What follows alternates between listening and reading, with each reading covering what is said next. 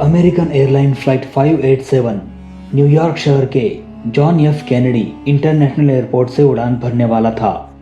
इस प्लेन में 251 पैसेंजर्स और 9 क्रू मेंबर सवार थे, लेकिन एटीसी ने अभी तक फ्लाइट 587 को टेक ऑफ क्लियरेंस नहीं दिया था, क्योंकि ठीक उसी रनवे 31L से जापान एयरलाइन फ्लाइट 047 बोइंग 747 का एक विमान उड़ान भरने वाला था।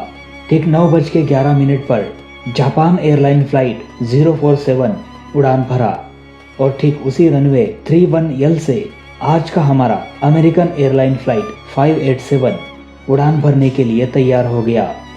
जैसे ही जापान एयरलाइन फ्लाइट 047 ने टेक ऑफ किया, तुरंत एटीसी ने अमेरिकन एयरलाइन फ्लाइट 587 के पायलट को कहा कि अभी अभी एक प्लेन उसी रास्ते से उड़ान भर चुका है और आप भी उसी रास्ते से उड़ान भरने वाले हैं, तो हो सकता है कि आपके प्लेन को टर्बुलेंस का थोड़ा बहुत सामना करना पड़े। और इतना कहकर एटीसी ने अमेरिकन एयरलाइन फ्लाइट 587 को तुरंत टेक ऑफ करने के लिए क्लियरेंस दे दिया। अब जापान एयरलाइन के टेक ऑफ के तुरंत 1 मिनट 40 सेकंड बाद अमेरिकन एयरलाइन फ्लाइट 587 उड़ान भरा।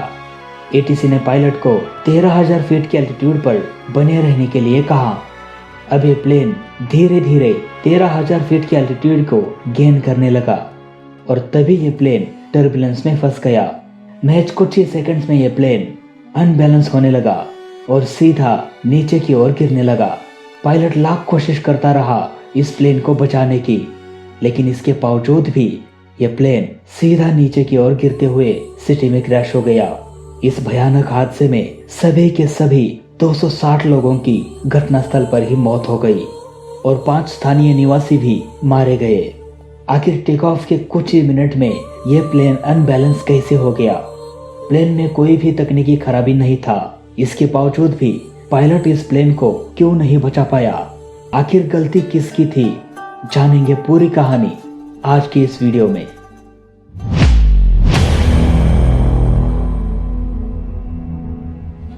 नवंबर 2001 American airline flight 587 John F Kennedy international airport से सुबह 8 बजे उड़ान भरने वाला था, लेकिन अतिरिक्त सुरक्षा प्रोसेस के कारण बोर्डिंग प्रक्रिया में थोड़ा ज्यादा समय लगा। इस प्लेन में 251 पैसेंजर्स और 9 क्रू मेंबर सवार होने लगे। ठीक 9:11 पर जापान एयरलाइन फ्लाइट 047 बोइंग 747 उड़ान भरा और आज का हमारा प्लेन अमेरिकन एयरलाइन फ्लाइट 587 ठीक उसी रनवे 31L से उड़ान भरने के लिए तैयार हो गया। इस प्लेन को 42 वर्षीय कैप्टन एडवर्ड स्टेट्स उड़ाने वाले थे। साथ ही साथ 34 वर्षीय फर्स्ट ऑफिसर स्टेन मोलिन भी इस प्लेन में शामिल थे।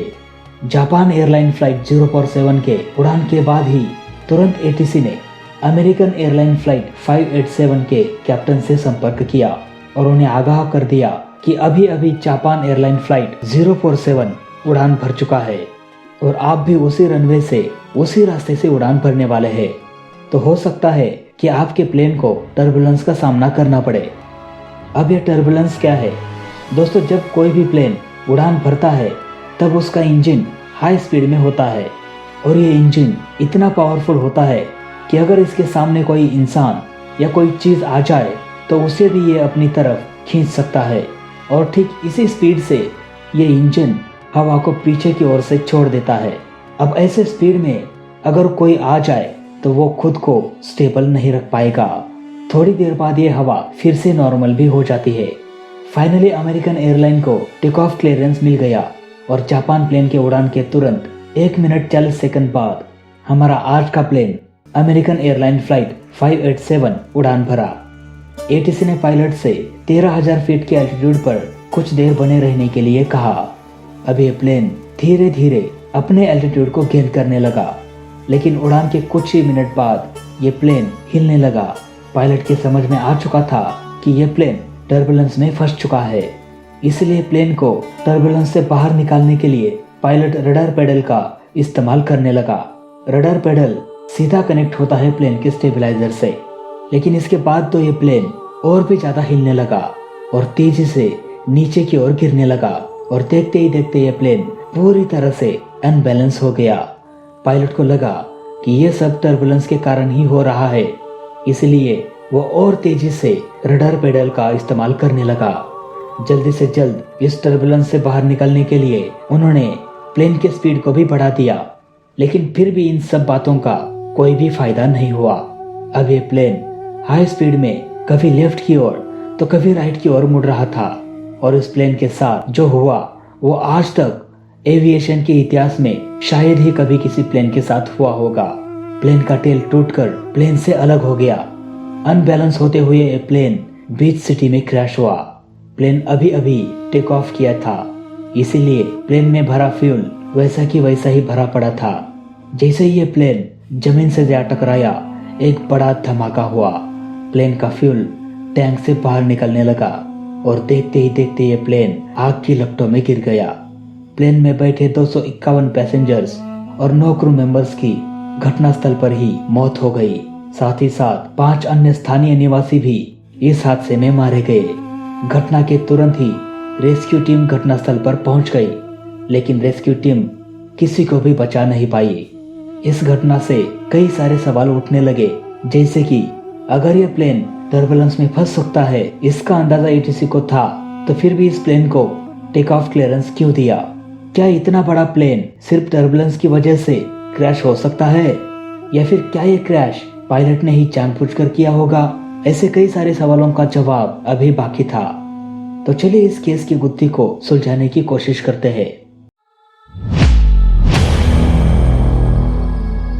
इस केस स्टडी की शुरुआत करते हैं उड़ान के कुछ ही देर बाद, जब ये प्लेन 13,000 फीट के एल्टीट्यूड में पहुंच गया था और तभी ये प्लेन टर्बुलेंस में फंस गया था।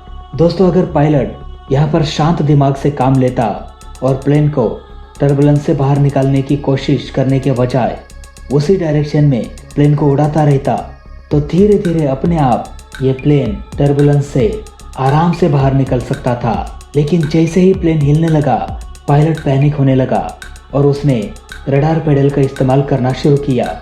दोस्तों, मैं फिर से एक बार आपको याद दिलाना चाहता हूँ कि आज का हमारा प्लेन उड़ान भरने से पहले ही जापान एयरलाइन फ्लाइट 047 उड़ान भर चुका था। इस प्लेन के उड़ान के कारण हवा पूरी तरह से हिल चुकी थी, बिल्कुल भी शांत नहीं थी। जब तक कि ये नॉर्मल हो जाती, उससे पहले ही अमेरिकन एयरलाइन फ्लाइट 587 उसी रास्ते से उड़ान भरा।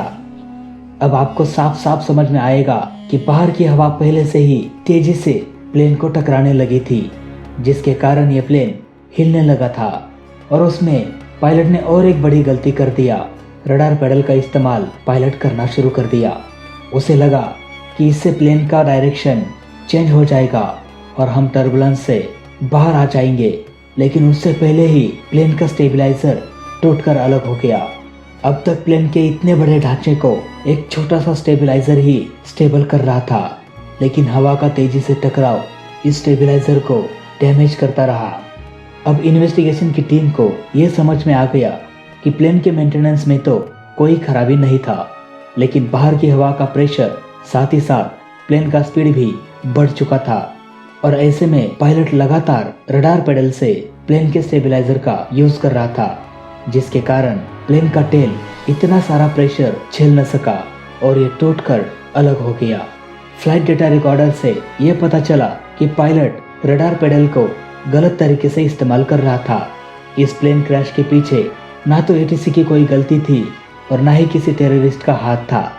सिर्फ पायलट की वजह से ही इतना भयानक हादसा हुआ और सभी 260 लोगों की मौत हो गई। तो फिलहाल आज की वीडियो में बस इतना ही।